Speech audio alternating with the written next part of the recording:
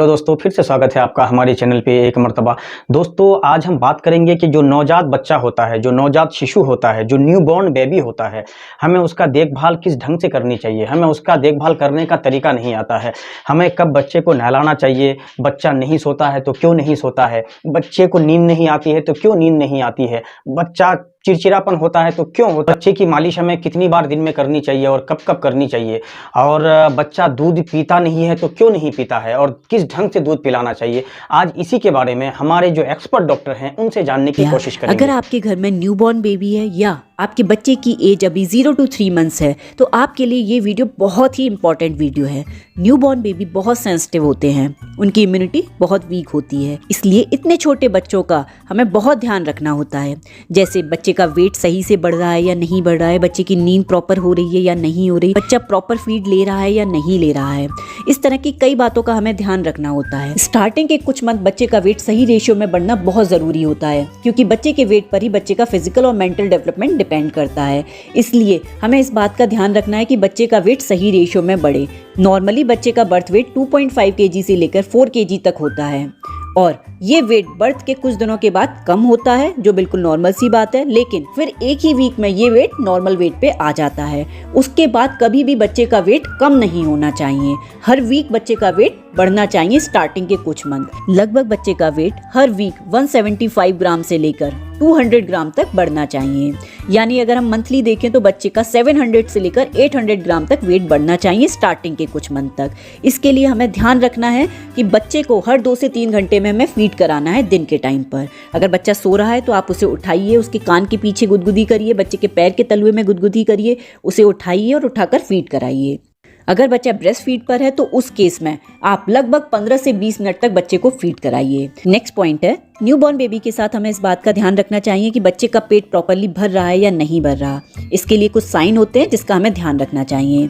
जैसे बच्चा दिन में 8 to 12 टाइम्स दूध पिएगा और हर वीक बच्चे का वेट बढ़ेगा, और बच्चा दिन में 6 to 8 बार यूरिन पास करेगा और रात में भी 2 to 3 टाइम्स यूरिन पास करेगा। इसका मतलब बच्चे का पेट प्रॉपर्ली भर रहा है। नेक्स्ट पॉइंट है, 0 to 3 मंथ्स के बच्चे को 24 आवर्स में लगभग 14 to 17 आवर्स सोना ही चाहिए। अगर बच्चा इससे कम सोता है तो इसका मतलब है बच्चे को कुछ प्रॉब्लम हो रही है जिसकी वजह से बच्चा सो नहीं पा रहा है। और ये नींद नॉर्मली बच्चा दिन में 8 to 9 आवर्स पूरी कर लेता है और रात में भी लगभग 8 to 9 आवर्स ही सोता है। और रात की नींद में बच्चा 2 से 3 बार फीड लेने के लिए उठता है। नेक्स्ट पॉइंट है, न्यूबॉर्न बेबी के साथ हमें ध्यान रखना होता है कि जब भी हम उसे गोद में लें तो उसकी नेक को प्रॉपर सपोर्ट दें। कभी भी छोटे बच्चे को बहुत तेज नहीं हिलाना चाहिए।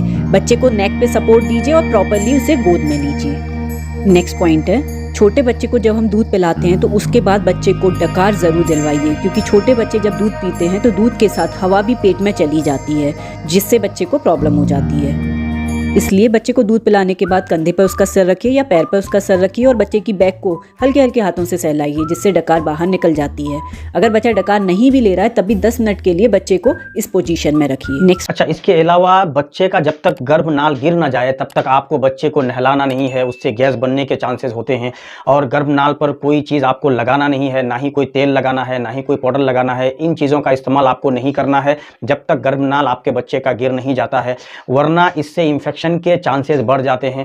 और गर्मी के मौसम में आपको बच्चे की मालिश दिन में 2 बार करनी है। मालिश छोटे बच्चों के लिए बहुत इंपॉर्टेंट होती है। इससे बच्चे का ब्लड सर्कुलेशन अच्छा होता है, बच्चे की गैस पास होती है। तो मालिश आपको गर्मी के मौसम में कोकोनट ऑयल से करनी है और ठंड के मौसम में ऑलिव ऑयल या बादाम रोगन से करनी है। और मालिश करते समय ध्यान रखिए कि बहुत ज्यादा प्रेशर लगा के आपको मालिश नहीं करनी है और कोशिश करें कि घर का कोई मेंबर ही बच्चे की मालिश करे। ट्रेडिशनल जो मालिश वाली होती हैं उनसे बच्चे की मालिश करवाना अवॉइड करिए।